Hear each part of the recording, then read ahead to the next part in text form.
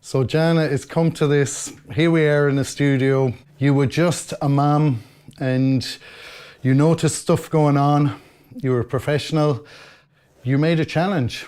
So many things have come out of that challenge. You've got the Women's Council. You've got all the initiatives you've taken on. Most of them have been successful and you've got a lot of support, but you've also had the other side of that notoriety.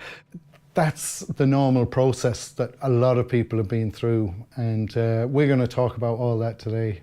So when was the first time you started twigging that there's something going on? Were you always a conspiracy theorist? I suppose, let me ask you, put it like this.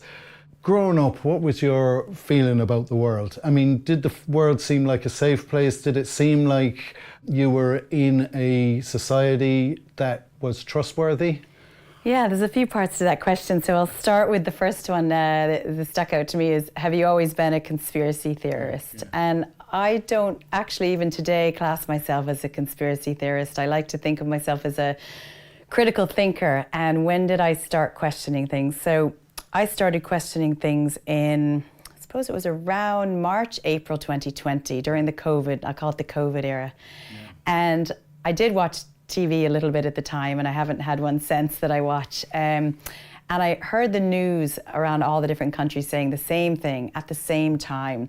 And the phrases that were really pulling at our empathy and our heartstrings, like for the greater good and, you know, flatten the curve, etc. From my previous experience working 20 years in multinationals, I had to look at a lot of data to make decisions. We had to manage by fact, not just intuition. So that I looked at I think it was the health surveillance data, which was all the COVID data on the deaths, which after that they stopped publishing.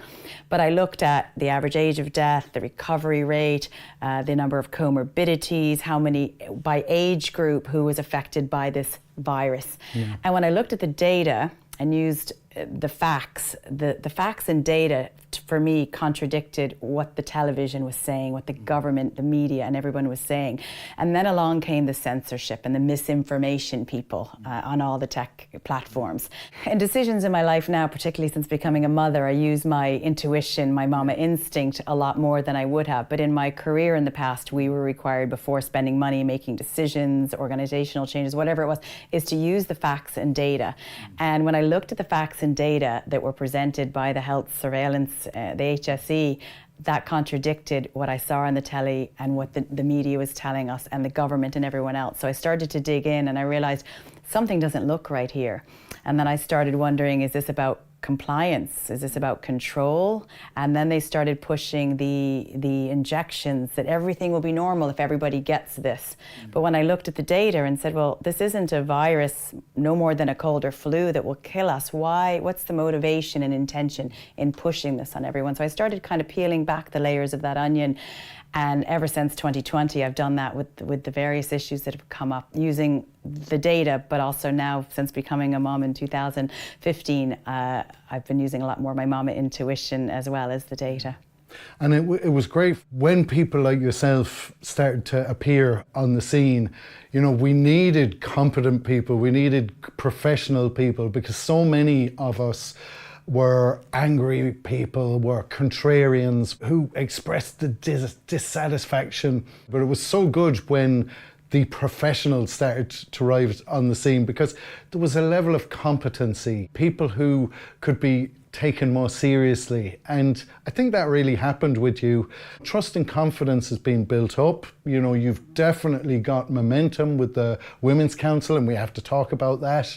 But really, it's just to start off with, it's about yourself, about what was the process, because you had to come out, make public statements, which you did very well, and you came out with great initiatives as well, and you got momentum, people got behind you. But I think for yourself, it wasn't easy. You have a family situation, you had a work situation. Suddenly you were challenging a lot of the values and institutions that you worked for? Or perhaps, I don't know, you'll tell me. Yeah. I don't know much about your work. I will. But So I'll tell you about my work. I'll jump in there because I've actually been out of the multinationals and out of the workforce for 10 years, and I've been a full-time mom for just over 8 years. Yeah. So I was out of the multinational workforce that I was in, working in banking. It's been over 10 years, and I've been a full-time mom, and I'm starting a second career sort of later in life. So there was a few years being out of the workforce before the COVID came, before I woke up, and being a mum. So I haven't been part of that kind of workforce and had to leave. I haven't had to face the decision whether to kind of have my morals challenged with where I'm working, because that was many, many years ago. We're going to deal with accusations here as well, aren't we? And one of them is that, you were working in banking, and I don't really know what aspect of banking you were working with. And I probably wouldn't even understand it either if you were to tell me. But it is something that people were kind of going, there's a whole load of things that may be uncomfortable about this. So what I'd like to ask you is, tell us something about when you were growing up. Like, did you feel that you could trust the world you were part of? Like, did you trust society? Did you trust the institutions? What was your attitude to the environment you were in, or the country you were living in? Yeah. In other words, were you somebody who felt that you could trust the government, or were you someone who always had an instinctive suspicion of it, or hostility to it? Yeah, great question. I grew up in a very small town in rural Maine, on the coast of Maine, and I grew up on a mountaintop and didn't have That's right up there on the east coast. Right up on the Canadian border, surrounded by the mountain and the sea. Yeah. And I trusted the world. I trusted my neighbours. I trusted my family. I had a beautiful childhood. I didn't really know much about the government because I was living on a mountaintop. We lived sort of not officially off-grid, but we had solar power, we had wind power before it became this green agenda thing, and we grew our own food, and I lived a very abundant life, but also probably sheltered from the ways of the world and the corruption, and that taught me to be very trusting. Yeah. So that's one thing probably to this day in my adult life that I struggle with, is how people have a lack of trust, because my natural instinct is to see the good in people, and the optimism and the glass is half full, because that's what I was raised with throughout my childhood.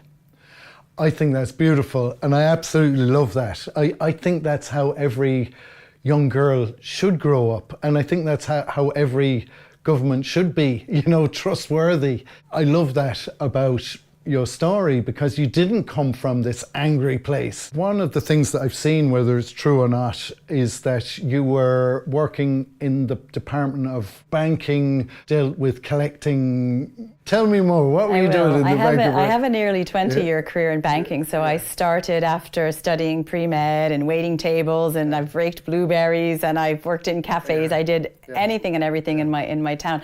And a call center opened up in my town, and when I was about 20, I got a part-time job doing telemarketing, planning to go and finish to become a doctor, physical therapist or whatnot. And I climbed up the ladder and made a career for myself up in the call center realm. So the banking that I worked in was a call center environment. So I worked up from being a call center agent into management, into senior management. So I ran lots of different large departments. I did customer service, I did collections, learning and leadership development, everything over those 20 years. And then I was made redundant after, as one bank buys out another. I got a redundancy, moved back from Leitrim back into Dublin Meath area, worked for another multinational for a year, and then got married and had kids and decided to be a full-time mummy until going back to the workforce now, being self-employed. And isn't that what you'd wish for any child? To grow up, use their talents in a positive way. And like you say, you were a trusting person. Would you have had a sense that you were there to build your country and build your nation and build your economy and all those kind of things Would you have felt like that? Absolutely. I was and I still consider I'm American, born and raised in America. I've lived here 20 years, so I have loyalty, always will have loyalty to my home state, my home country where my family still live, but also to Ireland where my 2 kids were born and where I've been here 20 years. So I feel that wherever I've lived, in whatever town, village, city, country, my job is to do the best I can to make it better. That's just what's been ingrained in me since I was a young child, is do good for your neighbours, do good for your community. And, you know, I learned from a very young age, I was sent off to rake blueberries. For anyone who doesn't know what that is, as a young child, I was, you know, bent over in the fields raking blueberries all day in the blistering sun. I was the only girl on the crew, got picked up at sunrise, and I learned very quickly that the only place that success comes before work is in the dictionary. Anything you want and any change you want to make, you have to work for it. Yeah. Contrast that you had to make where you are all of a sudden challenging all those things that you've worked for, all those things that you've believed in to some degree. And was there a sense of disillusionment? Was there a sense of mistrust? Did that creep into the way you felt about the world and felt about the authorities that we were all supposed to obey and trust and have confidence in? Yeah, I think when you have that awakening, it's not a comfortable place to be. So in 2020, when I woke up to, you know, that media tells lies, the government isn't always out for our best interest, we're moving in from what I thought was a democratic place into a very much an authoritarian totalitarianism state. When you have that awakening, it's very, very uncomfortable. But once you see these things, you can't unsee it. So you have a choice, either address it and try to spread the awareness, try to make the world better, or ignore it. And, you know, a wise person said to me recently that the only way to avoid criticism is to do nothing. Yeah. And putting your head out there and speaking up isn't easy, but I would find it a lot harder, especially as a mom to 2 small kids, to do nothing. And so that's where you ended up developing the Natural Women's Council. Was the Natural Women's Council the first thing that first initiative you headed up, or was there something, Before starting the Natural Women's Council, which I can talk to shortly about how that came about, I worked with all different groups that I saw doing things, and friends that I had known and trusted. The Irish Education Alliance, some great teachers, Lawyers for Justice Ireland, a great group of a handful of lawyers, Parents' Rights Alliance, did some hold the lines on the road. Yeah. So I just I didn't really start up anything. I just said, hey, let's go and do this. And, you know, we did anything from, you know, letter campaigns, we did hold the lines outside schools on the masks, we passed out thousands of flyers about the different things we, you know, didn't agree with. So I never really had started something, but I just worked with a lot of people. And I suppose what inspired me to start my own Natural Women's Council was I saw that working with a team is much stronger than working on your own. The power of the team, the different insights, the different thoughts, ideas and skill sets. I think it's time to talk about what you do, which is, and what you've done very successfully, which is the Natural Women's Council and your challenge to gender ideology in schools. And I think you're the expert on this. There's nothing I can tell you about it, so you have to tell us. Yeah. First of all, I'll never claim to be an expert. Every day is a learning day. And second of all, I never like to think of myself as a leader of a movement. Before I talk about the Natural Women's Council, I'll just clarify that, because I've seen a lot of things in the, you know, out there in the media about, you know, how did Jana nominate herself as a leader? Why is this American in Ireland saying she's the leader? But just to clarify, I've never nominated myself as a leader. I don't want to be the leader. And I see that in any movement, if someone declares themselves as a leader, it actually can be detrimental, because they create this follow me mentality and let me be the savior. And what that does to all the other people in the country, all the other men and women, is it nearly minimizes their inspiration and motivation to get up and do something if they think, oh, that person's the leader, they're the savior, I'll follow them.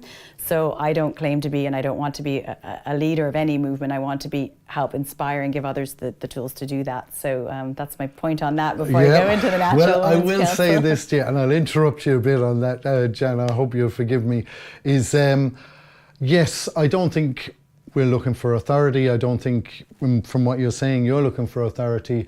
But I will say this, that without leadership being provided in some way, momentum doesn't generate. And I think that has happened. You know, I think what you're talking about is not a top-down form of institution, or not a top-down form of leadership, but a people's movement type, where we build up trust and confidence in each other, and we develop momentum, and we take initiatives and we make them work. And yeah, exactly.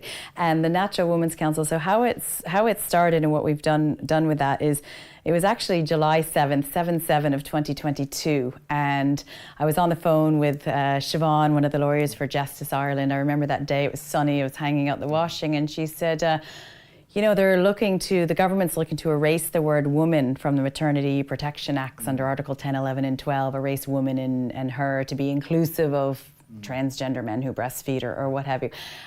Would you go down maybe to Leinster House, organise a few of your women from your group to go and stand with a few signs? And I said, absolutely, let's do something about that. I wasn't aware that women would be erased. So we did an assembly outside Leinster House on 7/7, and luckily that decision was reversed. We had a good crowd there. And how the Natural Women's Council came about is I had done a town hall in my village in April 2022. Yeah. And there was a good turnout, nearly 200 people at short notice in our town hall there in Ratoath. And I talked about the WHO treaty and the housing referendum, which was new to most people, and many considered it a conspiracy. And there was a gentleman who attended the town hall who had recently sold one of his businesses. He had a great skill set, networking, building websites, skill set that I didn't have. And he said to me, well, when you do this event at Leinster House, why don't you launch a women's group? And so actually it was suggested by a man, and men certainly do have their place, an important place in society. So I took it and ran with it, and he had already bought the domain womenscouncil.ie. But having met with the 3 or 4 women who started this with me, we said, actually, we'd like to manage it in-house, not have a man involved or any web designer. We'll do it ourselves as a group of women. So I met with this individual to say, you know, thanks for buying the domain and offering to build the website, but we're going to do it on our own. And we've actually changed the name to Natural Women's Council, which I love more than just womenscouncil.ie. And Natural Women's Council, well, we are natural born women, and we always will be women. But secondly, is most of the women in the Natural Women's Council believe in the benefits of natural health, and we treat ourselves and our families very effectively with natural health. So it really fit in well, and that's the reason for that name change. I saw that questioned recently in the media. Yeah, it does, and it's all part of people with skills, people with expertise coming and providing us with skills and ability to do more. You know, we are making a challenge to the entire institutions of the state that are well funded, as well as all the NGOs. We're up against a huge machine, and we need some of this ability to technological ability to organize ourselves, get our message out there. And we're not going to do that without people who have some ability and experience in all these things. And there are people who do have these experiences and who do have this expertise and who are waking up to all this and very much want to be part of it all. Mm-hmm. But everybody has to find their way in. Everybody has to build up trust and confidence within the wider group of challengers, if you like, and that's not easy, is it? It's not easy. And regarding the Natural Women's Council, we're a group, in our small group, about 25 women, and we come from all different backgrounds, all different, you know, there's a few Americans on there, there's Irish, there's English, there's a good group of women. We have lawyers, we have doctors, psychologists, mummies, we have people that work in the health system, people that work in the school system. So the skill set is amazing, but the ambition is just fantastic. These are all women who do it volunteer. In between myself, I have 2 small children. We do it in between school runs, in between jobs, in between, you know, some of us are also back in college. And they're volunteers that do this because they want to make the world better for the women and children of Ireland, and ultimately the family unit. We don't exclude men and boys either. So it's really just a fantastic group of skill sets and good, honest people. It is. And how was it for you, for the first time you stepped out into the public, I suppose you'd call it a protest. What would you have called it when you stood outside the Dáil and had your sound system there? And how first did you feel about stepping up there and beginning to speak? Any opposition that might have been around? You know, how did that all work for you, and how did you cope with it, do you think? Yeah, so first of all, about a protest, I always make sure I don't call any event that I do a protest, because for me a protest is very much in the child ego state. It's my son protesting, I don't want to go to bed now, or I want ice cream before dinner. So we don't protest for the rights we already have, we assert the rights. So we call them assemblies or information sessions. It's really to get information out, to let people know the rights that we already have. So I don't call them protests at all. Peaceful assemblies, direct action assemblies, or whatever. How did it feel? So that first time I went out, July 7th, 2022, and did the speech, it felt natural from my previous experience with my employment and my career. I would have had to do a lot of public speaking with large crowds, and being a senior manager, I would have had to, get people on board, help people collaborate, and tell the story and help people understand what the mission is and the intention behind it. So it felt very natural, but for this, because it was something I felt very passionate about, the erasure of the word woman when I have a daughter, it was just, I got up there and I felt the fire of this has to be done, I have to speak, I'm speaking for my daughter. And then I remember when the government decided, it came out that they were not going to erase the word woman. I woke up that morning and I saw my daughter, who was I think 6.5 or 7 at the time, gave her a big hug and said, that's what it's all about. Yeah, I mean, keep talking about that, because I'm not going to know what that really means. My feeling is I'm better off stepping back from trying to understand. I mean, I'm married nearly 30 years. I have 2 daughters, and I still don't really know what's going on with them all on a personal level. I'm a little bit emotionally retarded. Maybe it's just being a man, maybe it's just me, but I think that you should really let rip and just say what the Women's Council means to you. I'm pushing you a bit further on, how you see this assault, really, this attack on women. Is it an attack? Does it feel like an attack? It does feel like an attack. I look at what's happening around us, and everything from, it started the erasing of the word, trying to erase woman, the chief of the household, the mother, the mother of the household, erase that divine femininity, erase that. How can that possibly be erased, and why would they do such a thing? And then I look at sports. I feel that my daughter, who will be playing sports potentially in the future, they're allowing someone who identifies as a woman to play against a girl on the field, and that is unfair and it's unsafe. I look at prisons. I look at letting a male prisoner into the woman's prison, which is again unsafe and a violation of that woman's rights. To have, like, the Barbie Kardashian case in Ireland was a big one. So I look at the violation. I look at erasing woman and allowing someone to identify as a woman to push us out of the way. And that's when I think that all women should put their feet firmly on the ground and say, we are not going to be pushed out of the way. We are not going to be silenced. We're not going away. And I think for someone like myself who has a daughter, I feel that extra strength in me, because I'm fighting for her future when she grows up, not to have her erased or competing against a man, or hopefully not in a prison, but I don't want a man in her space in the toilets. When I drop her off at the shopping mall when she's 15, I don't want her to go to a toilet and have a man follow her into the toilet because he says he's a woman.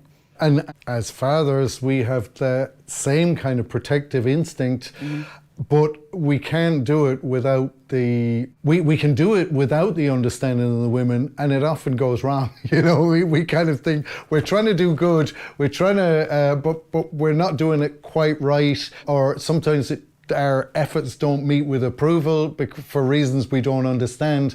And I think that's why it's so important that the women say what they want, and I think that's what you're talking about there. It's great to get a clear message, as much as possible a woman's perspective on all this. I mean, it is horrifying. These are real men in women's spaces, and that gives us a level of deep discomfort as parents. I suppose it's great that you're doing what you're doing, that you're a spearhead, you're taking a stand that other people can support. People like myself can support, who may not understand the issues as well as you do. You know, that's very valuable. And just like the men can sometimes think that the whole thing seems to go to mush, it seems sometimes when we sincerely make an effort to stand for something, that also meets all kinds of misunderstanding, you know, that you get called a CIA agent, you get called all kinds of stuff, and that your sincere intent, which comes across to me as a sincere intent, gets misconstrued. But I don't think that happened straight away, did it? I think you had I think you had a kind of honeymoon period. Yeah, I did. For the first couple of years, from 2020 till 2022, like I said, I worked with a lot of different individuals or groups, and we were, you know, doing our own kind of campaigning, whether it's letters or placards at roundabouts or leafleting or whatever. And the criticism probably started, I would say, when I did the town hall, April 2022. I had a large group in Meath of about 65 people on this WhatsApp group, and we did a lot of active work together. And when I did that town hall in April 2022, which was I must say, it was very well done and professional. I had my slides and I didn't have any funding for it. I actually got the hall for free. I put flyers in every shop window in 5 different towns to fill the room. It was very much roll the sleeves up and do it, but it came out really well. And people started saying, she must be really heavily funded to have pulled that event off when it didn't cost anything. So you had that criticism started, and then speaking outside Leinster House on 7/7/2022. I started getting criticism then from the media. Yeah. The media started really using those labels that we hear, the far right, bigot, transphobic, extremist, and those continued to get worse, to propagandize those terms into the brains of the public. And then you started having people turn against you who were meant to be also on the right side of history and in the freedom or the truth movement to make the world better. And I think that's the most difficult criticism to understand, is people who are meant to be on side, even people that you've worked alongside with over the years. I think so. And what we're seeing is people who are competent, people who have experience, people who are able to do things well and succeed. Why would we not want people to succeed? You know, the path to success means including people who have ability and competence. I remember giving you messages because we were in contact about that day, and I remember giving you messages and saying, Jana, do you realise you've got broad support in Dublin? That's really precious, because I had seen for 2 years, particularly Dublin, was very problematic in terms of fractiousness and turmoil going on. And so I don't know, the messages probably sounded a little bit too, I wonder, I often think, did I say too much to Jana? But what I really meant was, you know, you're doing great, this is fantastic, and I hope that people build together around the campaign. And I wanted to see it happen, but I knew eventually that you were going to meet challenges from our own side. And, you know, I was hoping this would solve the whole problem, that we'd be able to get this people's movements going, everybody would jump on board and, you know, bring in their talents and their ability, and we'd crack it together, you know. But that's not quite what happened. I mean, we can deal with some of the accusations here. Not only is there the attacks from the state, there is the attacks from our own crowd, and there's the attacks from the NGOs and the others as well. So which was the most prominent attack from your point of view? Yeah, I sort of, I think before I talk about any of the attacks, the thing that kind of boggled my mind the most, and for all of the data I could look at and all the intuition I could pull from, what I still struggle with is what is the motivation and the intention of the individuals or the NGOs or the people who are attacking people like myself or small grassroots groups that we work with. So there has to be, every action has a motivation and an intention behind it. So the biggest struggle for me, really, to kind of summarize all of the attacks, particularly from the ones who are meant to be on our side, is what is the motivation and the intention of those attacks? Because when you look at those attacks, attacking someone like me, a mum of two who started a grassroots organization, who in between school runs passes out leaflets, I would ask the people attacking, do they really feel that I'm the enemy of the state here?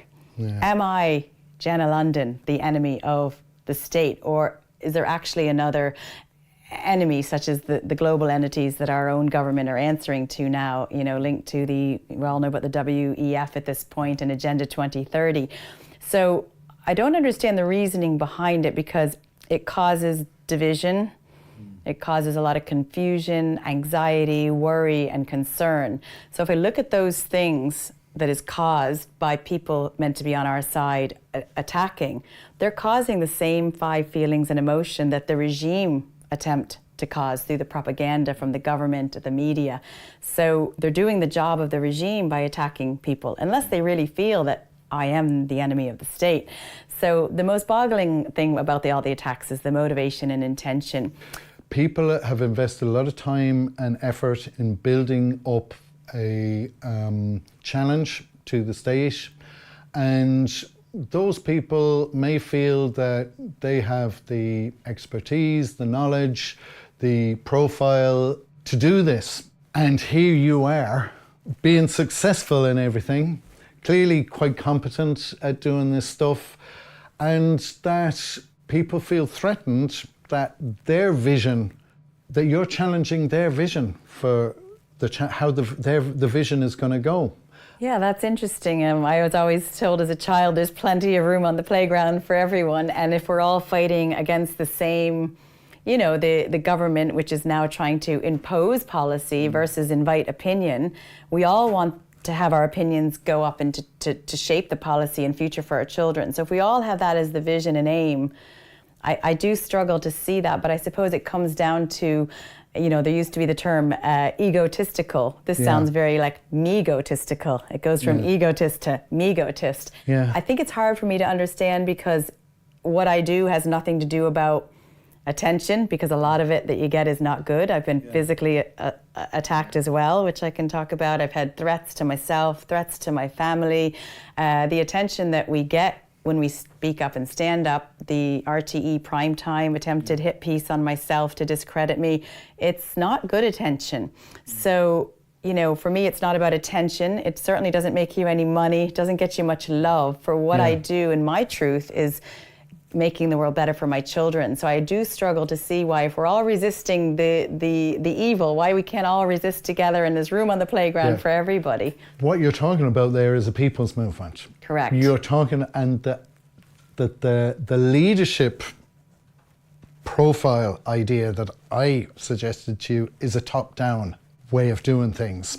So I think that there is a conflict between two visions. One is for a ideologically driven solution, and another one which is a practically based solution. I think that it's my own opinion that that's one of the reasons why such conflict develops, is that people are essentially competing to lead this movement and see you as a threat to, or as a competitor.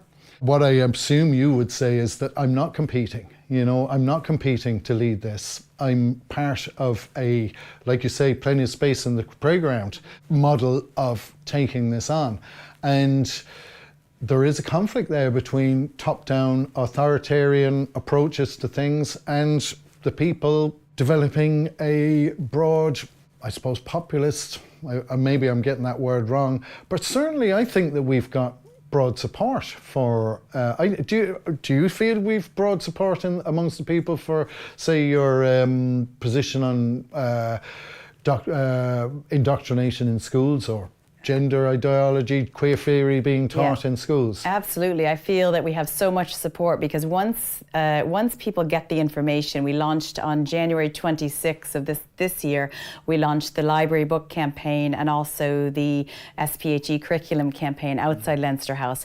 And from when we launched it, the support, once we started getting the information out, and we didn't do it in a tyrannical, let me lead, this is how you have to think way. It was, here's the information. We've gotten out over 200,000 leaflets. We've done over 6 events this year. We've been in media. We have done letter campaigns, email campaigns. We've done all this work. And it's once people get the information and they look at it and they say, this doesn't make sense.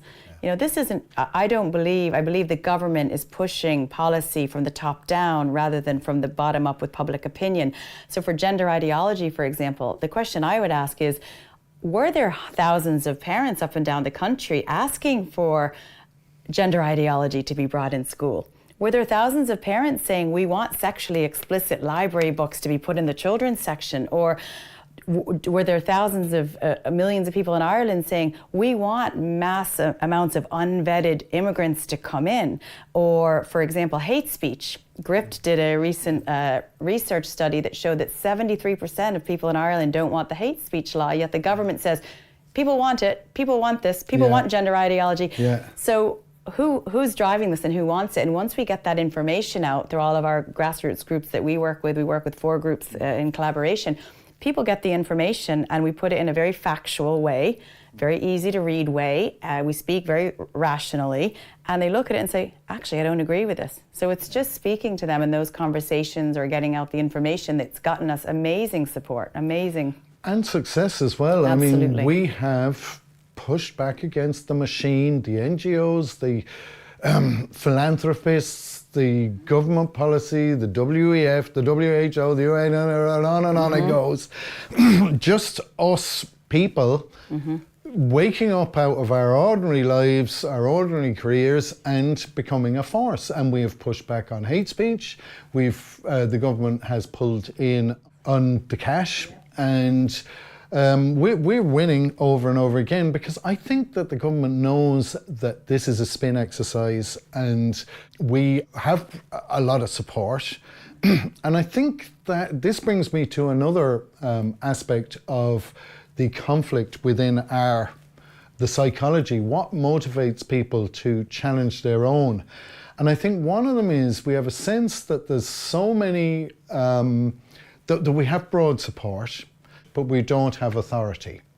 Then we get to a place where our guys rise up and we challenge authority, and then we get to the place of taking hold of authority. All of a sudden we change.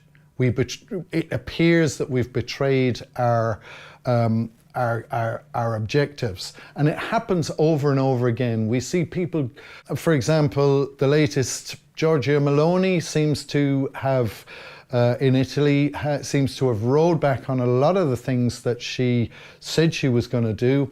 All of a sudden she was talking about the passports and the vaccines. Then she's accepting a level of migration which everybody said, you know, this is what we put you in for, you know, not to keep it the same or raise it even. So it's, to me, I think a lot of the activists on the ground are looking at the likes of yourself and saying, these guys are going to betray us, you know, and they're kind of looking, it kind of nearly gives them a sense of certainty, because we're not privy to the agenda of the WEF and UN and all the rest of it. We're guessing what they're trying to do. We're seeing what they're trying to do and we don't like it. So we're making a challenge, we're gaining momentum, but people like yourself, Jana, get a groundswell of support, and so these guys are going, but they're going to betray us, you know, and they're looking now at this point to find weakness, you know, to scrutinize everybody and say, you know, we've got to really be very particular about these people. We have to put them through a trial of fire. The guys, they have to be sincere, they have to be pure, they have to be true. So if people can see something which they think they've got on you, it nearly gives them certainty. You know, it's almost comforting that there's something wrong with Jana, you know, and that, okay. And this seems to be a thing with activists, that we're so afraid of betrayal, we're so expecting of betrayal, and we're looking so hard to find it that we may actually stop people from developing the momentum that we need to get to succeed. Am I making sense to you there? Yeah, I'd like to hone in on the word betrayal. Yeah. And back to what I said is, I don't want to be the leader, the nominated leader, or the one, you know, being the one to lead any sort of movement at all. So I think for people that feel betrayal, they're in the wrong mindset, because betrayal means they're trusting someone else to lead, someone else to be the one to make the change. They need to actually park the betrayal and say, it's up to me to make the change, and make the change themselves, because I would prefer that the 5 million people in this country rise up and make a change, rather than relying on that one person, like I talked about, the danger of the leader, the danger of the savior. Follow me. That can't happen. It has to be everybody joining together, coming together to fight really the real enemy here. I think we're on the money here. And it's my personal opinion that I think the activists are wrong about looking for betrayal in people. I think the likes of Giorgia Meloni went to negotiate with these international, massively powerful financial bodies with a sincere attitude, but found it much harder to achieve her goals than she initially thought. And I think that that's going to be something for all of us making this challenge, is that when we get there, it's going to be hard. But I think that the top-down mentality is the problem. I agree with you on that, because Giorgia Meloni may be top-down, and the thing is, when you're on the top and you're there and you can't quite make it happen, or it's more complex than you imagine, that we've got this big financial problem where we owe these guys, Ireland owes these guys 300 billion, and they can turn off the tap to our whole economy if they want to. Or the industrial military complex can say, remember Northern Ireland? We can get that going again if you don't do what we say. I really do believe that we will be threatened. You know, that Giorgia Meloni will be threatened by this. Even our guy, who was the Enda Kenny, told us he was threatened, that the cash points would be empty tomorrow if we didn't go along with this. And I think that by maintaining this air of authority when you haven't got it, when you haven't made that challenge, you haven't challenged it, and pretending that you have, or you're doing it when you're not, I think that's Giorgia Meloni's problem. I think it was the Belarusian president, he just came out of the meeting and said, they threatened me. And I think the people will understand that and say, you know, we're nearly there, but we're having a really big problem. So I'm judging the activists here a little bit. And I'm saying that the accusations of betrayal are misplaced. I think that it's my opinion that people are sincere, and that the top-down authority structure isn't working. And I think that's why our people's movement is such an effective way to challenge this. And I think that we are seeing a people's movement developing. Do you think, Jana? I do, and I think that people can have a choice. Everyone has a choice, and you can have a choice to walk around in a paranoid bubble trying to find criticism with everyone out there who's only doing their best to try to make things better, or you can take a leap of faith and say, actually, there are still good humans in this world, and there are still people who want to do good things without any hidden agenda, without any hidden motivation. They just want to do good. So for me personally, I can't imagine, and this probably goes from my childhood of having that optimism and life is good and people are good. I can't imagine walking around in a paranoid bubble thinking everybody's bad, everyone has a hidden agenda, the world is evil. I wouldn't get out of bed in the morning if that was my view. Yes. So for all the people that criticize individuals or grassroots groups or whatever, I would encourage those people to use, they're clever, they're obviously motivated, they're ambitious, they have a good skill set, is use that energy and that time to get up and do something rather than trying to point fingers at everyone else who's doing their best to make a difference. And if someone thinks they can do better, show us how it's done. Yes. I've had a lot of criticism with didn't like that leaflet, didn't like the opt-out letter, didn't like that speech, didn't like what her placard said. Well, that's okay. But if you think you can do it better, go out and do it. So get away from that keyboard, get away from that podcast, get away from that Substack, and get out on the street, take direct action, and do it better so we can learn from you. Spend that time and energy doing versus criticizing. I think exclusion has a lot to do with it. We have been excluded. We've been rejected. We have been marginalized. And I think that has had a toll on us. You know, I think that marginalized communities behave in a chaotic way. And I think that we've fallen into that trap. We expect to be listened to no matter how rude we are. We lack ethics and we lack decency and morality in the way we do things because we are looking for order. I think that's what is going on with our guys. It became a bit like one of my favourite books as a child was Lord of the Flies and the Anarchy, and it was just pure chaos and everybody, it was just very barbaric, and that's really how some are behaving now. It's just, you know, throwing stones at people and lacking good manners, decency and kindness and compassion for people. And we, the people in the freedom or truth movement, whatever you may call it, the people out there doing active work, we are the ones who, like you said, we're locked out of restaurants, locked out of theatres, cinemas, pubs and everywhere else and marginalised. How can the ones so marginalised be the ones starting to throw stones at each other? It does boggle the mind. I think we have to create our own structure of ethics, or we have to get a decorum, we have to get order into the way we behave, because there's all this infighting, there's a lack of decorum, you know, there's a lack of dignity and statesmanship in what's going on.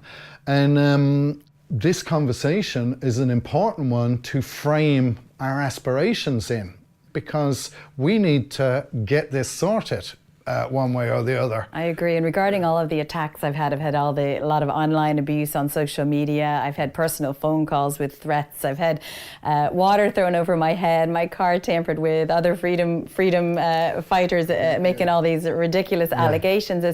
I've chosen intentionally not to give it any oxygen, because what oxygen will do to a fire is keep the flame going. So I've taken some great advice, particularly from the great girls and Lawyers for Justice, is just rise above it. Fight the cause, not the people. But I think this is a really good discussion today to actually give it some attention and oxygen to kind of clear up those allegations and then just be able to just move on fresh and Let's clean. go for it. Let's go for it. We get into the juicy stuff now. Get into the gossip. Everybody wants a bit of gossip. I mean, look, let's start with the silly one. That you're a CIA agent collecting data. I'm waiting for the paycheck, first of all. If I'm a CIA agent, I should get a wage. Collecting data, I'm waiting for a website. If anybody wants to fund a website for the Natural Women's Council, I can then do my newsletters and such. So I don't even know where that came from. I used to work for a small company that merged and was purchased by a larger bank, and then I got redundancy and left that bank. But certainly I was never, I don't even know where the CIA agent and data harvesting came from. I don't even remember where I heard this, but someone said they were doing research on my husband, and they were following him all over social media, and they found a comment he put on a greenhouse group. And the comment was about that we have a greenhouse that does have an automated watering system and an automated fan system, because we're both very busy. 2 small kids, I can't be digging and watering all day. And it was this information in the greenhouse feeds up to the CIA. Okay. So even my plants are put, my organic tomatoes well, there's 2 right there. And, but I did a little bit of Googling, you know, no, I couldn't really call it research on agents in Ireland. And I could only find one in recent times, and it was one of the British intelligence agencies paid for a guy to come over to Ireland and infiltrate the Ross Point campaign. That was the Shell to Sea campaign up there in Mayo. And it kind of went a bit chaotic for them. The guy ended up getting into relationships with with some of the protesters and had children with the protesters, and now the protesters are suing the British state for being deceived. I mean, it's not really funny, I suppose, but it is ridiculous. The idea that there are multiple accusations of these kind of agents, that there's huge amount of money being spent on agents, because this must be 30,000, 40,000 an agent a year. I can tell you where all the agents are. There are tax money funding all those 35,000 NGOs that cost $6 billion a year. Those are all the agents, but not me. I'm sorry to disappoint you. We aren't. And another one that struck me was that I think it was about 10 years ago, the Irish Intelligence Agency funding, because it's actually declared by the state, and I think it was either 250,000 or a little bit more, and that's not a huge amount of money for an entire state, for surveillance and that kind of thing. I mean, it couldn't be much more than the telephone bill to Whitehall and the White House, you know? So I don't think that the guards really need agents to know what's going on with us. I think they know what we're doing. I don't think they've got much to worry about personally. I mean, I think we want to restore the Constitution, you know, we want values, and we want the law to apply. And it seems to be the government breaking the law most of the time, and we asking for the law to be implemented. So really we are those little boys and girls who wanted the state to be the thing that we hoped it would be. Yeah, and most of us, at least most of my friends who are doing the work that we do it volunteer, we don't make money, we give a lot of time, we're tired, we're doing it late at night when the kids are sleeping, and most of us, we want to step off the rat race, we want to get off the treadmill. If I had a magic wand, my magic wand, if I could wave it, would be to let me live a peaceful, comfortable life, I'm a life coach, life and personal and business life coach, NLP practitioner. I want to start my business, I want to take my kids on holiday, I want to have a good night rest. This work that I'm doing is not on my long-term aspirations. I want the world to be a good place so I can step off the treadmill and live my life. There's the accusation that your family is connected to the pharmaceutical industry, and that, you know, Big Pharma is sending people like you in to soften us all up. And I mean, you probably pay more attention to the accusations. Is that what the accusation is, or is it something? The pharmaceutical is that a family member of mine in my house works in pharma, and that I'm linked to pharmaceuticals. And I sat back and thought about that accusation, and I thought, if I was very, very vocal during the COVID days, speaking up against the masks, the lockdowns. I printed 30,000 flyers about the children getting vaccines and spent most of my weekends handing them out to parents in GAA clubs and playgrounds. I've been very vocal about the feeling on those injections. I won't call them vaccines because that's not what they are.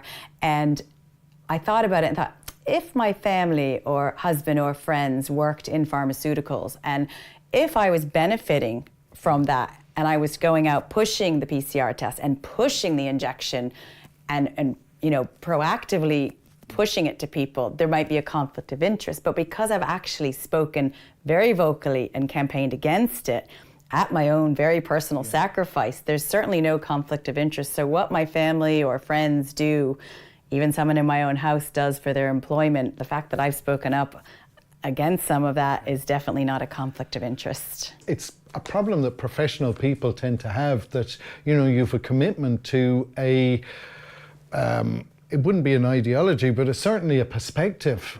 You know, you've got real conflict within the household about, you know, work and those kind of things. Yeah, and I also would say that, you know, I've always been a free thinker. I've always been independent in my thinking, and I've never been afraid to challenge anything even from when I was a young girl. And, you know, my family was very supportive of me challenging what didn't make sense. So I would say to any spouse out there, husband or wife, it's absolutely okay to have a different view, to speak your mind. You don't have to have groupthink, even in your own household. So the fact that I've have different views and I've been very vocal about that, that certainly shouldn't impact my character character or the integrity of the campaigns that I've run. Yeah, totally. I always found that the people who were in the institutions had the most difficult jobs, especially the ones who were making the challenge. The guards, the teachers and the nurses within the institutions, they did such a great job of making the system unworkable to some degree. You know, if you have guards who stand by their bodily autonomy, you know, which they did, they're there. We might think we have it bad, but imagine being them, you know, and the conflicts that they must go through. But yet those people are the people that give us the biggest insight into, absolutely, you know, they're so valuable. Yeah, and there's 5 million people in Ireland, and if we look at in our population, how many people work for those big finance, big tech and big pharma companies? It's an awful lot of adults between the Facebooks, the Twitters, Amazon, LinkedIn and all the pharma and everything. Just because someone's working there, maybe those companies at the very top maybe don't always make ethical decisions, and maybe they are part of the World Economic Forum and the global control. But the people working there, it doesn't mean they're bad people. And we have a lot of people that support our campaigns, mothers and fathers with children, who stand up against the gender ideology. Just because they work for a multinational doesn't mean you're a bad person and you can't join in. Everyone should stand for children, families, women of Ireland, regardless of where they work. And I think hostility to the individual is a big problem. And those people have certainly felt the hostility, you know, but yet we constantly find that there are pharmacists, people who work in, say, TUSLA and these kind of things, who want us to succeed. Yeah. You know, it's so important that those people come forward and feel confident in approaching us. Well, they can approach you and me, Jana. We have actually people working in my nonprofit who work in the health system, in the school system, in the library system. I have some librarians who have contacted me to say, you know, we are working to get those sexually explicit books because we agree with you in your campaigns. We are moving them by county from the child section to the adult section. That's fantastic. We have health workers who, you know, have spoken up against the, you know, in Crumlin Hospital, teaching kids LGBT when they're sick, and all the Rainbow Brigade. Though we need those nurses to speak up and the secretaries there to speak up. So they are working in our groups, and we need as many people, no matter where they work, to stand up and give us that insight. Absolutely. And they're the people who are cracking the nuts for us. I mean, 100%. Those librarians who wrote to the Irish Independent 100%. And the rest of them, and they didn't agree with everything that we were doing, that some of us were doing, but they certainly made a big difference to the campaign. And this is where the media, mainstream media, had to, you know, that the narrative had to change, because there were people within the institutions who needed to be listened to, and that's one of the processes. We won't go into every accusation, Jana, but one of the biggest ones was the accusation, which I think that you volunteered the information, did you, that in your home place in Maine, that the village hall was a Freemason lodge, you know, and that and this suddenly came back to bite you big time. Yeah, actually it was in my father, my late great dad, who passed in 2016. I helped him when he was very sick write his obituary, and we wrote his obituary from top to bottom. And he didn't want a funeral. He said, I want all laughter, no tears. I want it to be in the village hall with an open mic for everyone to tell a story and reminisce in a happy way about a memory they have of me, which we did and we honoured. But I grew up in a very, very small town which had didn't even have a pub. It had a shop and a post office, a cafe, and the town hall and a fire station. And the town hall was a Masonic hall, and that's where everyone has their, could be funerals, weddings, birthday parties, fundraisers, what have you. And that was where my dad's celebration of life was, at the hall.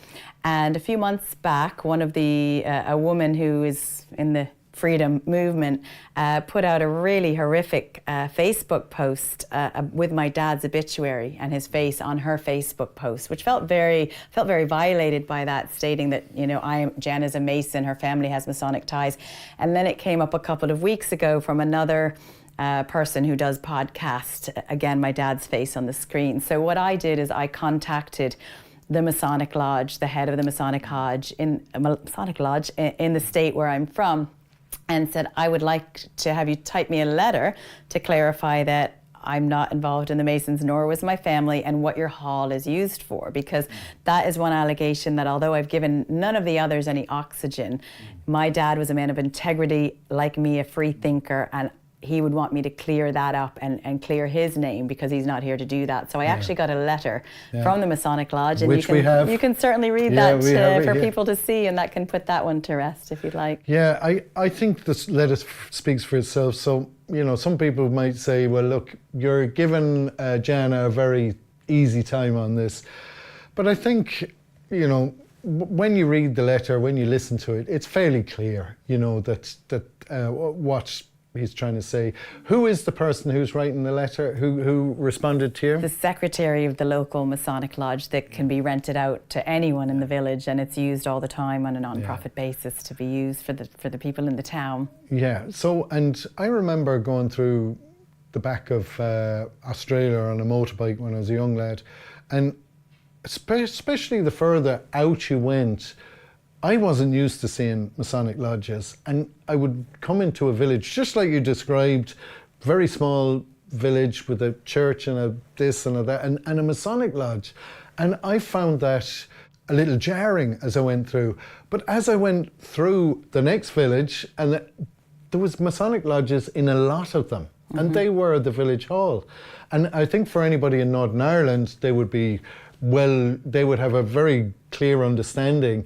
But for, I suppose, Catholic Ireland, it's a little bit culturally challenging, I suppose. And, it has a lot of legacy issues. But when you read the letter, which I have here, well, I'll just read it and then we'll talk about it afterwards. And I think we should talk a little bit about the Masons and who they are, and because it's not just that there are other people as well who have had these kind of accusations made against them. So it's from the Union Lodge Charity Fund.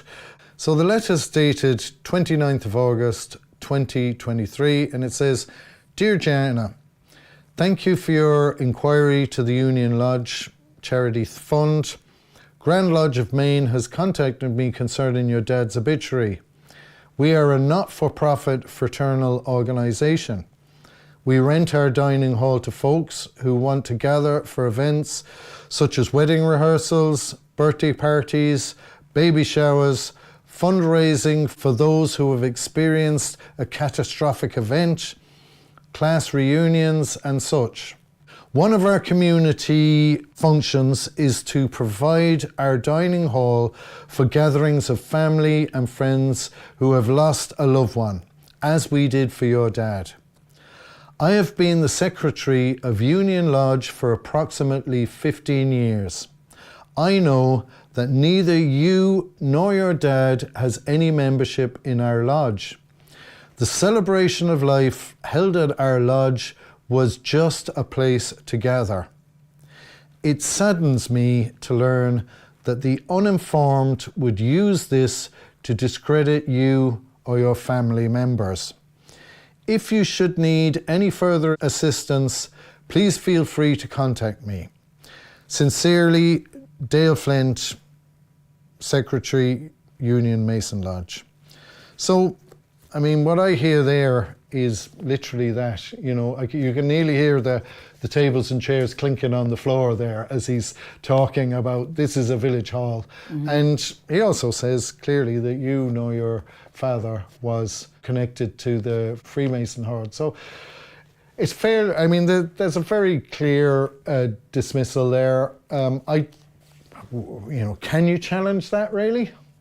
Can anybody challenge that? They can if they wish, but I don't know. I suppose what would people's concerns, like obviously myself and my dad were not involved with the Masons, but I was reviewing this issue that came up with a good friend of mine, and she said, well, so what if your dad was a Mason? Let's just pretend he was. So what? Does that define you? Does that make you not able to campaign or stand up? They know people whose fathers were in prison for terrible crimes. Does that define them and mean they can't stand up? No, it doesn't.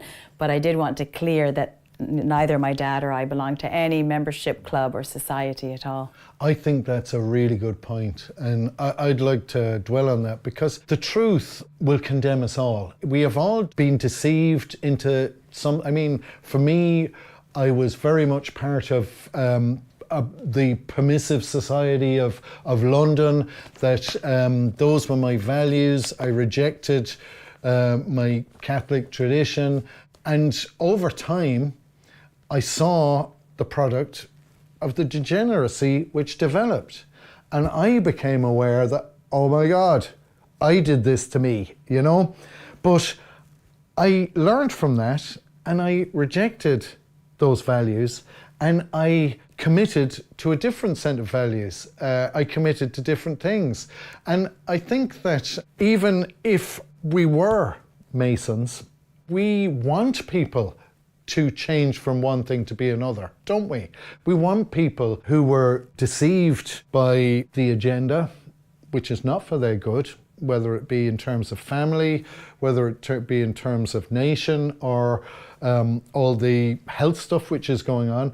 We want people to wake up from the deception they have received, and we want them to learn and to be part of the solution. Isn't that what we want, Jana? It is, and I think you know, there's a lot of people that have awakenings at different times. I was probably one of the later ones, only waking up, and the waking up is probably derogatory to people who aren't aware yet. So I'll say I became aware something wasn't right in 2020. And there are some people I know who have been aware for 30 years. Yes, I'm like, we all wow, know how those did you guys. know all this? And then I know other people who maybe they only really became aware the last month or two when they saw the school books that their children have. And some still aren't aware, and they're going through that journey. And we, as you know, people need to respect everyone's journey is their own. We can't be tyrannical and expect groupthink at all. That's what got the country in the mess. So we have to allow people to become aware or awake in their own time, on their own journey. And whenever they do, we have to welcome them to find the solution, not begrudge them because they were too late, or they got their shots and wore their mask. Put that behind you, draw the line in the sand. Everyone has a past. Yes. And that's one thing I focus on as a life coach. Everyone has a past. You cannot change that. All you can change is your present now, which shapes your future. That's it. So welcome everyone to be part of the solution. Don't feel threatened by people like you or me because maybe we were aware longer and we've been speaking out. Everyone, there's plenty of room on the playground. Everybody join in and become the solution. All have sinned and fallen short of the glory of God. Wouldn't it be great to be perfect? Wouldn't that be just great? I'm certainly not perfect. I think the word you used is defining people by their mistakes, by things which they may have felt at the time were right, but changed their minds and supported and became a champion of something very different. I think that's one of the most encouraging things that people can do, isn't it? For us, it's to see the worst of the worst, realize, oh my God, I've got this wrong. I need what you've got. That's must be the most encouraging thing that could possibly happen to us. Yeah. So wouldn't we want that, Jana? It is, and I think there's a really good book that I read. It's a very short book. I recommend everyone read. It's one of those kind of life-changing books, The 4 Agreements. And one of the 4 agreements is don't take things personally. And every day I have to wake up and say that, because if you took things personally by speaking up with what we do, you'd never want to get out of bed in the morning. But the second is you can always do your best. And today's best might not be as good as yesterday's or tomorrow's, but every day you can only do your best. And before you go and judge someone else, you have to appreciate that they're probably doing their best. They don't get up out of bed that morning and say, I'm going to fail, I'm going to do a bad job, I'm going to do my worst. So respect that, really have that optimism and that trust in humanity that people are doing their best. Some are struggling, but they're probably doing their own personal best. Yeah. I think the Masons is a weird one. And let me just clarify again, you nor your father had any membership of the Masons. So we're talking as outsiders. And we don't really know what they get up to. We kind of hear stuff and there seems to be different levels. My best understanding of it is it's a form of Gnosticism, which is something that people should pay a bit more attention to, because it pops up in a lot of apocalyptic stuff that has happened in the last little while. But it's like a lot of these international sinister bodies, we don't really know where this agenda is coming from. We're fighting it, we're challenging it, but we're challenging it with imperfect information, because they're not coming forward and telling us who they are and what they're doing. Yeah. So we kind of imagine, we think it's the Masons, but there seems to be something else with the maybe the Epstein Island stuff. I don't know. Is that Masonic? Is that whatever? I just don't know. Yeah, I personally don't know enough about the Masons, because I always base my opinions and my views on data and facts or intuition. I don't really have enough facts, data or intuition, nor have I looked too much into it on what Freemasonry is all about. You hear all these things, but do we really know? Who really knows? I personally don't. But regarding the agenda, I do personally feel that I would understand a little bit about the Agenda 2030, which I would encourage anyone listening today to look up Agenda 2030, look up World Economic Forum, which is made up of the 1,000 biggest, richest, most powerful companies in the world.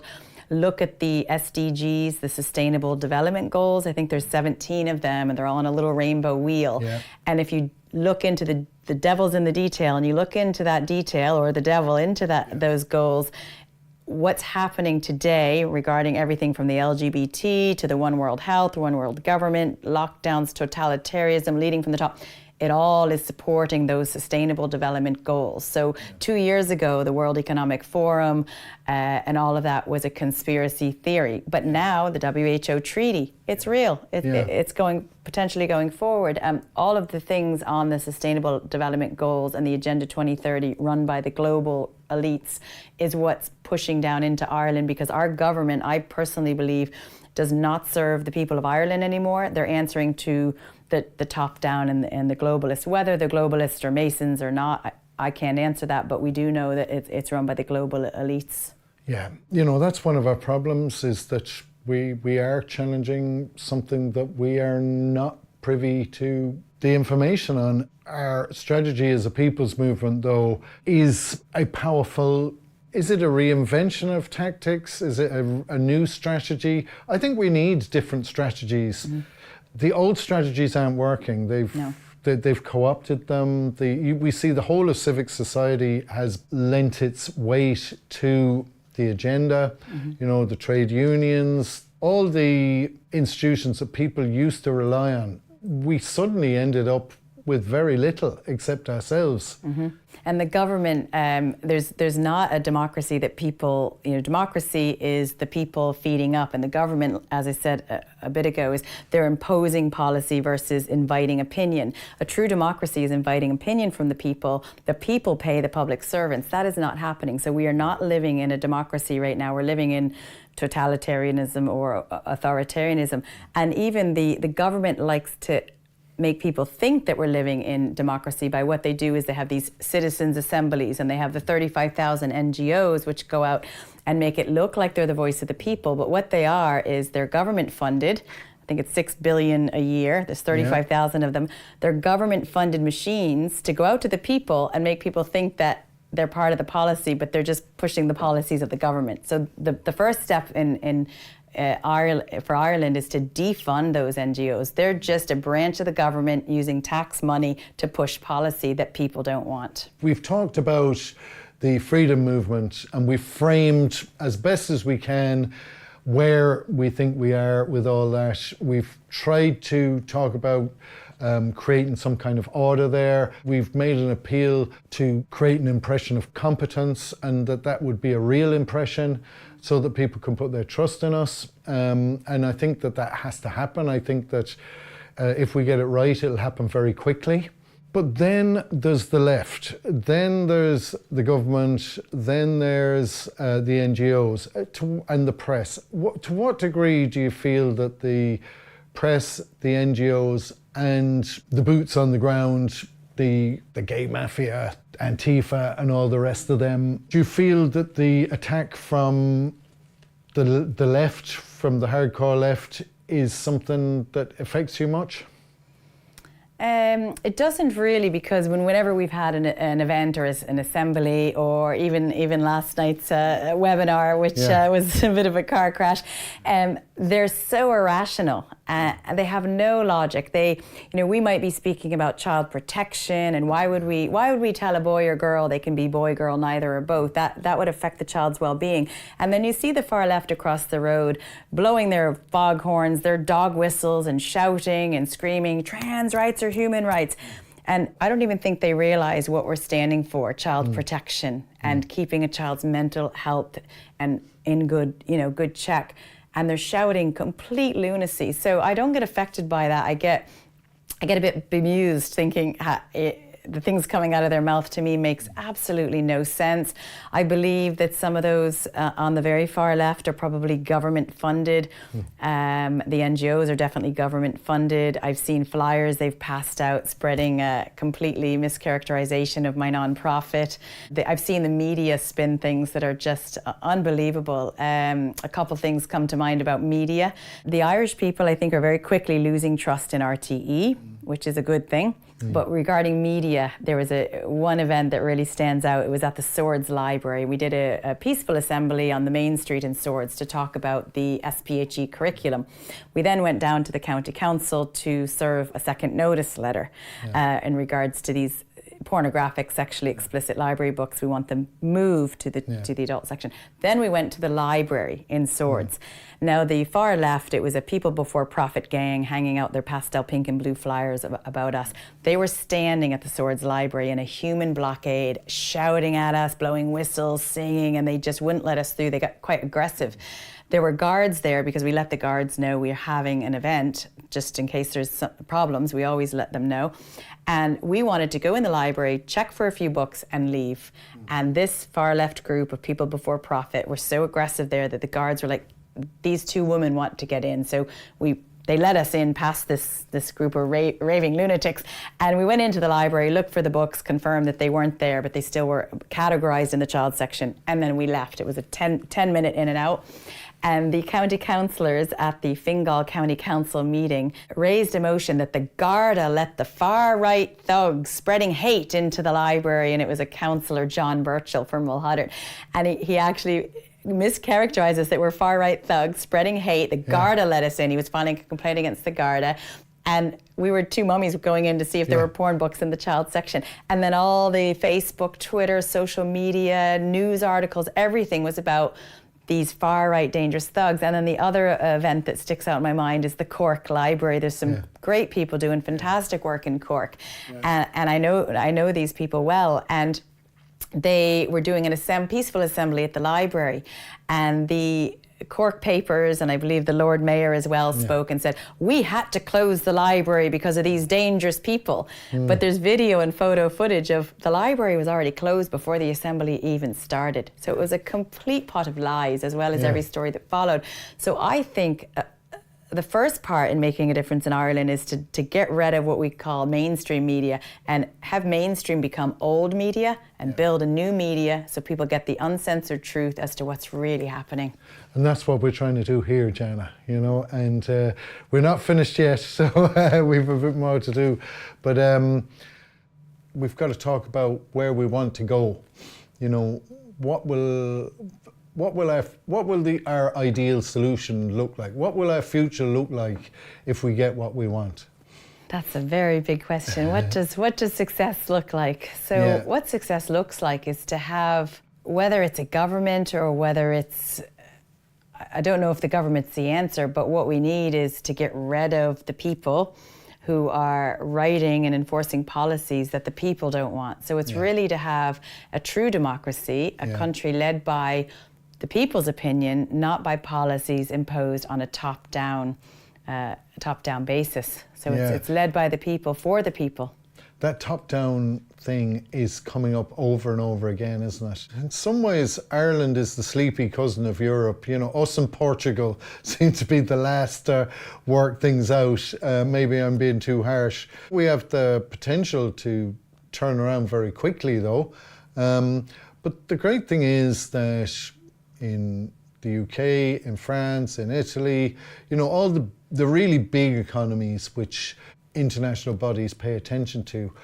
You know, they feel like they're a little bit ahead of us in some things. I feel they are anyway, you know, that they seem to have more developed challenges to the agenda, the international agenda, than we do. I mean, I find that encouraging. I find that, you know, it's not just us, it's other people are picking this up too. Let's talk about what is the future for the Natural Women's Council. Yeah, I would envision that what it looks like is that we do, once the world's in a better place, we can stop resisting. We all feel that we still have to live in hope that we can change the current system. Yeah. But what success would look like, what good looks like, is to stop the resistance and live in a democratic country that's safe and healthy for us and our children, and that we can work on bigger and better things like the natural health part of the Natural Women's Council, empowering women, being able to use my life coach skills to do podcasts and webinars for women to empower women and help them realize their worth in the home. You know, nothing irks me more than hearing a woman say, when they're asked, what's your job? Oh, I'm just a stay-at-home mom. And I think, well, I've been a stay-at-home full-time mom for 8 years, and that's the best job and the most influential job in the world with my 2 CEOs that I look after. So it's really having women really understand and value their worth, but without taking that radical feminism approach, which I don't agree with, because we can't emasculate men and make men feel like they don't have a part in society. So really the Natural Women's Council is about empowering women, supporting families, but really appreciating that men and women both have really important roles in society. Yeah, I think we have ideas. I think one of the things which makes me feel we're doing okay is that you see a complete lack of conviction in the politicians, the people who are in charge at the moment, certainly in Ireland. They're at a loss for ideas, and we're full of ideas. And we're full of ideas that can turn into initiatives that will develop momentum and shape the ethics and morality of our future. What crosses my mind there is that there are a number of different identifiable groups going forward. What was the criticism that was around for Think Local? Now I'm talking about solutions in the future, and I'm going to go there, but we need to start by, you know, what with the Think Locals. There was some criticisms. Yeah, there was quite a bit of criticism around Think Local. People were very cynical about the movement, and Think Local is not an organization at all. Think Local is a movement. It's a movement about building strong communities, resilient communities. The first one that we did in February, once it did happen, but mind you, we have a cancel culture in Ireland, and the first 2 hotels cancelled us because they received vicious threats from the far left. I call them terrorists because they terrorized venues and threatened their staff. We finally had it in February, and it was everything from food, farming, finance. It was really building those strong communities. And one criticism was that communities are communism, which I disagree with. I grew up in a very strong local community, and I have a community of friends, and I think a community is a vibrant, beautiful thing. I don't link a community to communism in any way, shape or form. So the criticism was what it was about. They thought it was very new age. We had a drumming circle booked. I love drumming. My kids love drumming. We had face painting for the kids. We had falconry booked. Now, sadly, the last Think Local festival and feast that we had was cancelled 2 hours before the event. It was cancelled, and that was a second venue. It got cancelled at the first, moved quickly to a second, and that got cancelled as well. So in the Think Local movement, we've planned 5 events this year, and only 1 actually happened because of 4 cancellations. And that cancel culture, I think, is a really big problem in Ireland. It quells free speech. People think, why bother organising an event if it's just going to be cancelled? And who is it getting cancelled by? Who's funding the people cancelling? Because the government doesn't want to know that they're getting cancelled. They kick it to touch. The Garda don't want to know about it. Nobody wants to know about it. And we get cancelled, and we're the ones holding thousands and thousands of euros in non-refundable deposits. Another accusation that someone made is that Think Local really wasn't cancelled the last time. It was a fake cancellation, and I think, wow, I really wish we didn't have thousands. They were holding a non-refundable non-refundable deposits, it absolutely was cancelled. So the other criticism was that our panel that spoke, which was the remnants of what was left of Think Local, we all had friends and family gather in a very small gathering. Instead of 500 people, we had about 30 or 40. That the panel who did the press release on the cancellation were foreigners. Now, a few of them have lived in Ireland 20 years, but they were English and they were not from Ireland.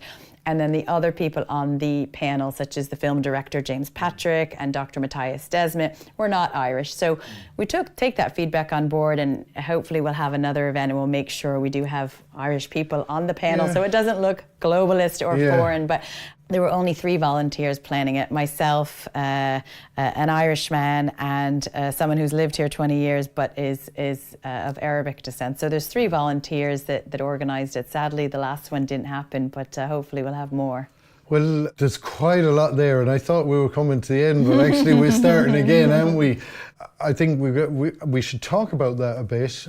We should then talk about cancel culture, and then we should talk about what I think are the 3 different broad groups that are in the truth movement. 1 is the Christian Catholics, 2 is the pagan New Agers, and 3 is the ethical moral people, you know. So we'll talk about that later. But I mean, I was born in Scotland. Now, my parents are Irish, but I did notice myself, I think it's a good thing myself, because I have a perspective which somebody who was born and reared here wouldn't have. And I think that's a good thing, you know. There's a perception that the Irish are the 5 million people in the Republic. I think that is a fraction of the Irish people.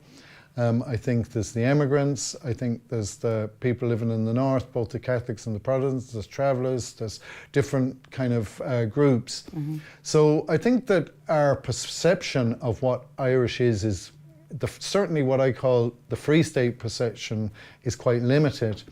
I'm also seeing that we've got 2 groups, 2 perspectives on protecting the nation, on protecting what's local. And one of them is an ethno-centred ideology which says that everybody has to be, we should favour people who are ethnically Irish. And another one, which I favour, and which is in the Constitution, which is inclusive nationalism. My perspective on that is that globalism wants as many followers of globalism in the country, whether that be Irish people who don't recognise the value of their nationality and support globalism, or people who have come from outside who don't have a sense that Ireland, that their loyalty is to the nation in which they inhabit, that they have a sense of wanting to benefit that nation, that they want to be part of it, they want to be loyal to it, and they want to support it, they want to work for the betterment of it, they want to have an Irish vision and an Irish purpose in the world. So we need as many people as possible supporting the Irish nation and an Irish vision. And I think we need an Irish vision that people who aren't Irish can support and follow. And in that way, they are being as more use to Ireland than somebody born and reared Irish with 2 parents who doesn't really care about his Irish identity, who doesn't choose his Irish identity, that maybe sees themselves as a citizen of the universe, who wants to see a secular, multicultural, global culture here. That's just my thoughts, and it's not about me, Jana, it's about you. So what do you think? Yeah, well, I think anyone that lives on the island of Ireland who lives here has a vested interest here, myself included, should be able to have a voice and speak up versus do nothing. I moved here almost 21 years ago, came for a 6-month work assignment that kept getting extended. And after several years as an expat, I had to make the choice whether to go back to the US or Canada where I worked or stay in Ireland. and I became a local hire here, where I had to release my ties to the States and sign my name on the dotted line to become an Irish employee working here, living here. I've bought a family home here. I have 2 kids who were born here 8 years and 5 years ago. And I've had people say, well, you're not from here, you're not allowed to speak up. Like, but I've lived here 20 years and my kids are here. You think I should just be gagged and silenced about what's going wrong? Why would I do that? So I think everyone that lives here who cares about this country should speak up, whether they're black, white, gay, straight, Christian, pagan, atheist. It doesn't matter. Everyone who lives here with their feet on the ground should feel that they have a part to play and should speak up and fight for what's right for the future for our children. Yeah, I think you're right. And there are lots of people who are willing to do that and to support an Irish vision and purpose. And I can't see the sense in denying people an opportunity to contribute to the country that they live in. And I can't see the benefit of ethno-nationalism if you are, because all the globalists are going to work for globalism. The Irish that believe in globalism is going to going to support that too, as well as all the institutions, the international bodies and all that. I mean, how much can you stack up against yourself? If there are people who want to support us and want to support our vision and the Irish Constitution essentially, then please, let's do it. I mean, the Irish Constitution is inclusive from the point of view that you have an entitlement to Irish citizenship if you just have one Irish granny. So, you know, there is a place for people who are not majority Irish. There's also, I'm not quite sure how it works, but I certainly think that people who want to support the Irish benefit Ireland should be included in doing so, and it would be senseless not to. But there's one of the things there. I think moving on to, unless you have anything else to say that. Yeah, just on the, I was accused of being, I put out a lot of social media posts about the mass immigration and the reckless open border policy, which I don't agree with. I was told I'm anti-immigrant, and I said, no, I am an immigrant, I'm not anti-immigrant. What I'm against is the government policy of wide open doors, 90,000 people coming in, unvetted, being dumped in every hotel in all the towns and villages, when many are not from war-torn countries at all. So although I believe everyone here should have a voice, I'm also against the reckless open border policy. So I'll just state my view on that. Yeah, that makes total sense. And I find, when I was canvassing in East Galway, I found that the Brazilians, the Polish, and even the Africans, I was able to voice my policies to them, which was that we want integrated Irish communities, not mass migration. Yes. They had no problem talking to the Polish, the Brazilians and Africans about that, but I did have a problem talking to the Irish. And it does seem to be that we have a little bit of work to do there.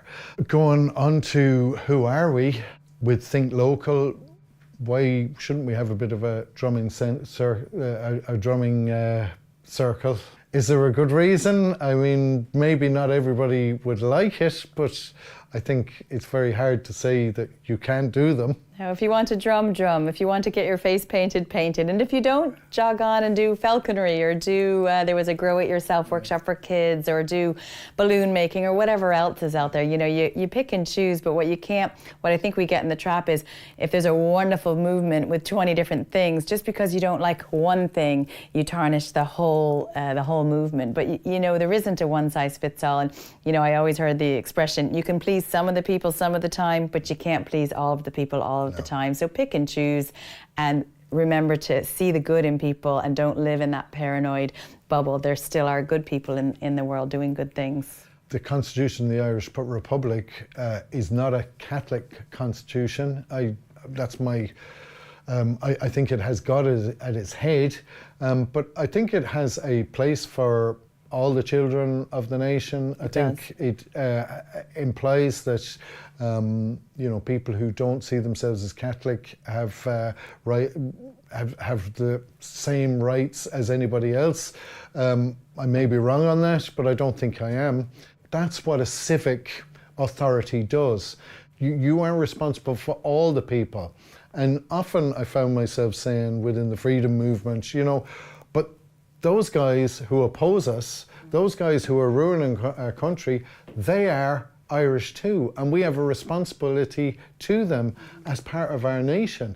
We have to create a place that they can contribute to too. We don't want them working against us. We have to come to terms with them.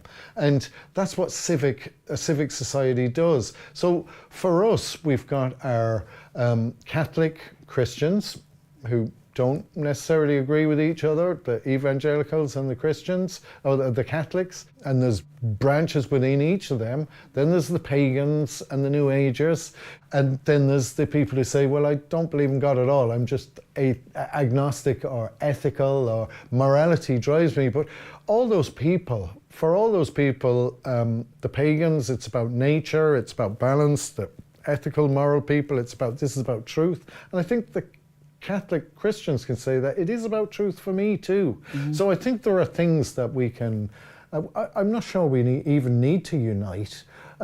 Is that what a people's movement looks like? Is it capable of representing a broad group of people? I think you can come together where there's commonalities and you can align with certain things. Like if, for example, we are all against, let's just say, the transgender ideology in school. So whether you're a Christian or a pagan or a Catholic or a Protestant, is that one thing that every mother and father can agree on that should not be in schools? And if that's the one thing, the other differences I think have to be parked, and you can come together where you can come together, because that's where you'll get the strong grassroots movement and the numbers that are needed. We look at the water protest. What was there, 100,000 people got out to march against the water charges. But we talk about transing of kids and porn in the libraries, and we can hardly get 100 out. And only 4,000 parents, for example, did a submission to the NCCA regarding this coming into schools. Only 4,000. Where are the other 200,000 or 300,000? Yeah. We need the power of numbers to really get the traction. And, things I believe are going to get pretty hairy this winter. I think that, they're not at the end of this globalist agenda. They put in too many trillions and too many years investing in it. Look up Agenda 2030. They're not going to give up, and I think it's going to be harder before it gets easier. But if we can come together where we can, instead of fighting against each other and criticizing each other, we use that energy towards something positive, we have a hope in making it a better place. Yeah, and talking about solutions, I think we have broad agreement on those policies. I think we have 60-odd% of people who support us. What do we do with the people who don't support us, Jana?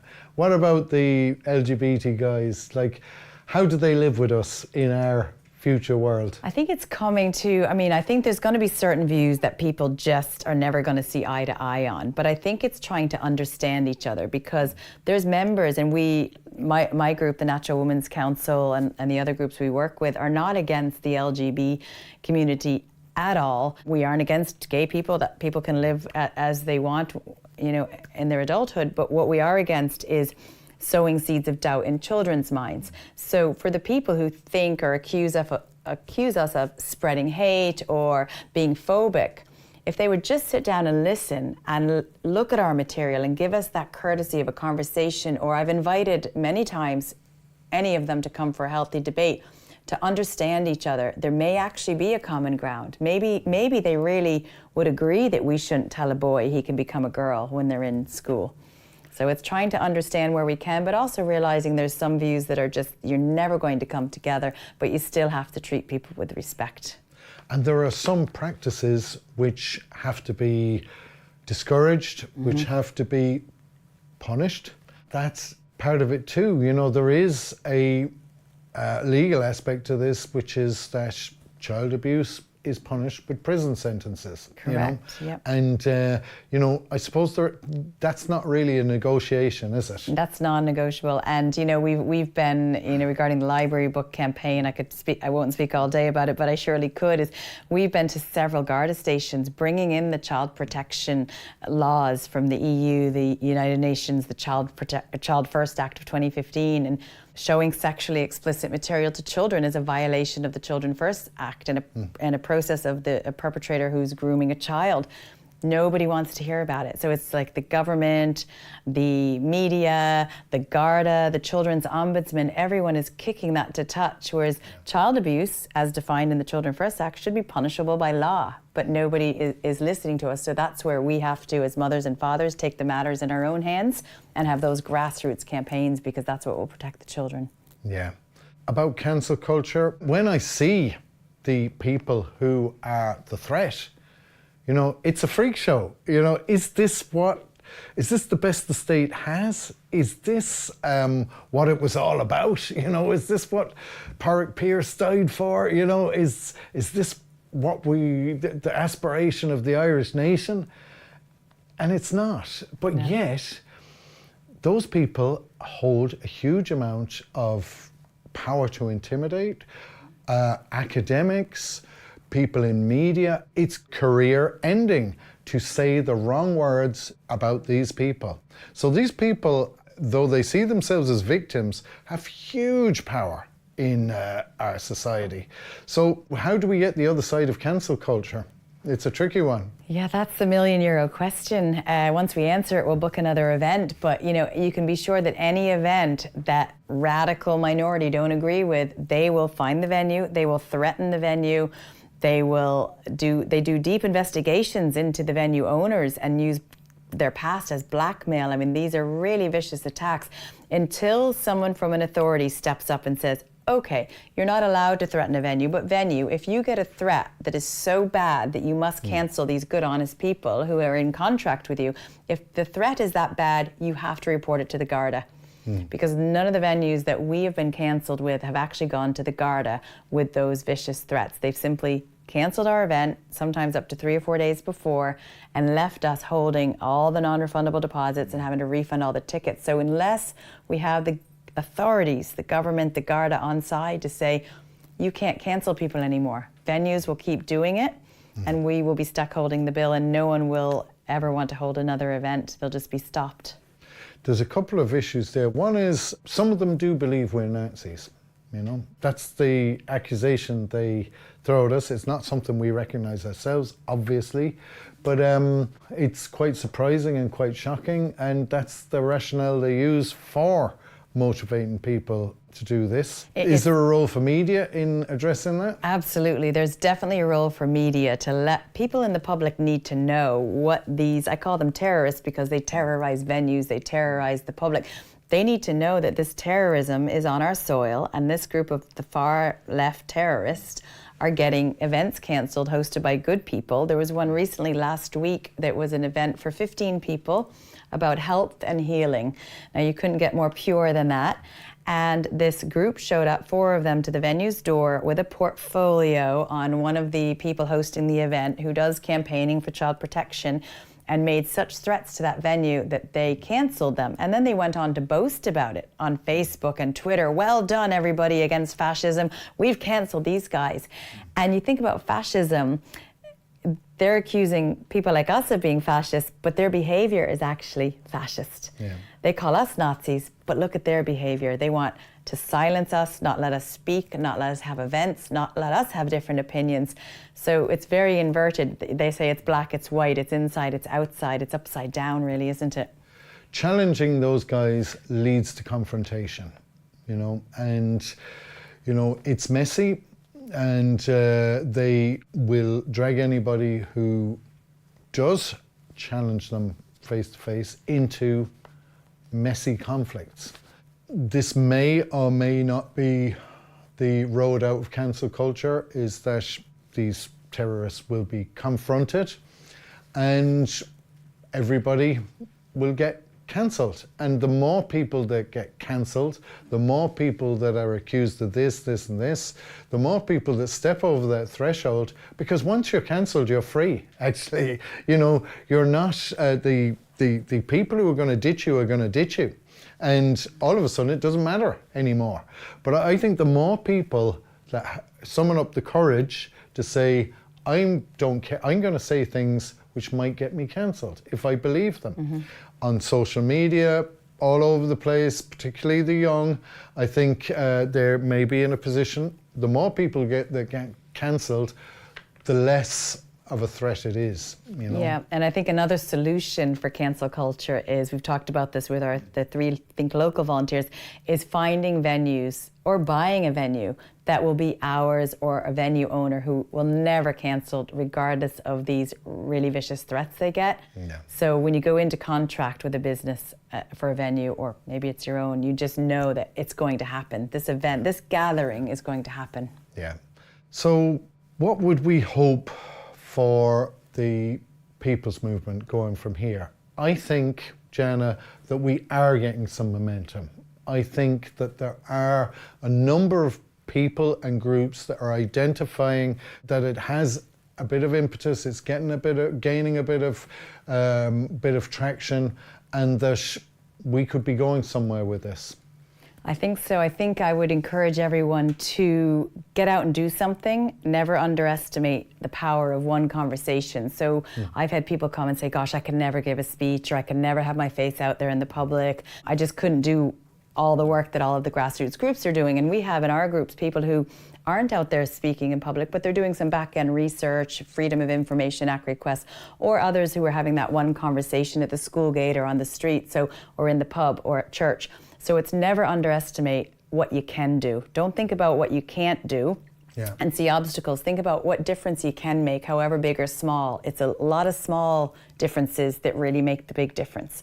And then the other thing I would say is try to trust people. Try to realize that people in these grassroots movements who aren't getting funding are giving all their time and energy at personal sacrifice and getting a lot of abuse and threats from media, government, and other people on side, is try to trust people. Yeah. Try not to be critical.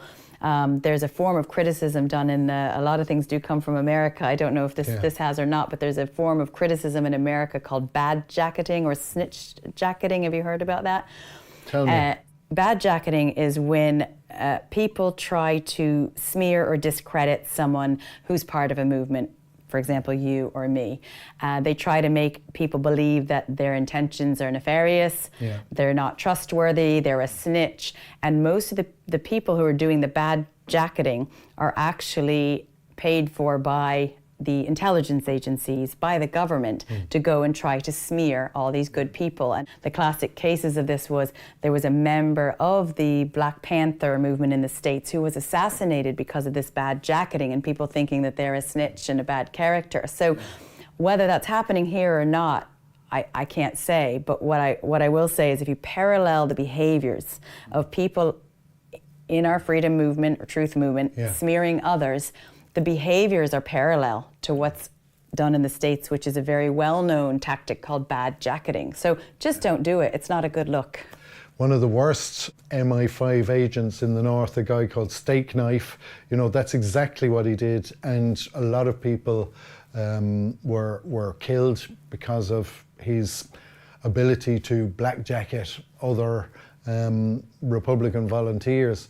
So there's a big history of it in Ireland, and I think people will understand exactly what that is, and you know, just how powerful a tool for evil that is. Finally, I think what we've got to consider is, if we get momentum, if we get support, if we're able to represent that majority opinion, and we can demonstrate that publicly to the institutions of the state through the democratic process, get people elected, get councillors, get TDs elected. We're on the final stretch of our challenge. You know, eventually we want to propose legislation, to form it, and to create the world that we want to see.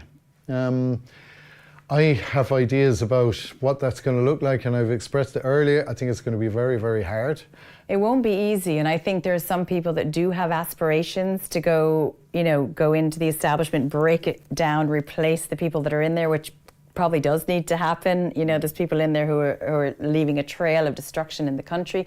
And then there's other people who I think, and I probably would at this point in time lean towards this, is build something new that's beautiful as well. So a few women in the Natural Women's Council and some teachers in the Irish Education Alliance, we've been meeting to talk about building a alternative school systems, so a home education network. And we've met with other people who have done home educating for 20 or 30 years in their lives. And, you know, there's so much happening in schools, for example.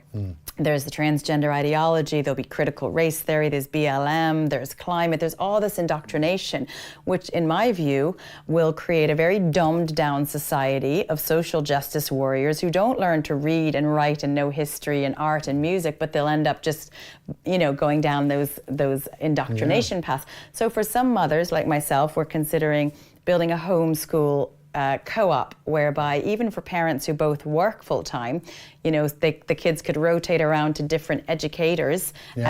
So for solo parents or parents who both work, you could actually take your kid out of that mainstream school. So that's just one small example of, you know, in addition to stripping down the establishment on the inside and breaking that broken system down, it's also building back new and strong and improved for people who don't want to actually be part of that circus. Yeah, I think that you can do both. Yes. It's not either or. It can be both. You can pick and choose. It's like pick a mix, right? You can say, I like home educating, but the government policy on health might be improved, so that's okay. So it's, you don't have to be all or nothing. You can actually pick and choose what parts of society you want to be, you know, parallel versus part of. And schooling is something that, watch this space, there's a few good strong women in my group who are working on this. That's right. So. You know, so much of what education appears to be messaging to children is, you are a scourge on the planet, you are born in the wrong this, that, or whatever. You're the carbon we want to reduce. Yeah, exactly. It's a terrible, terrible self-image for the children to have. It really is. It really is. You know, we can't keep on doing that. No. So, and hopefully with Think Local, when we do, I say if and when we do another, which when we find a good solid venue, is teaching people even to live in abundance and grow their own food. Like I have a polytunnel, which does have an automatic watering system. Shame.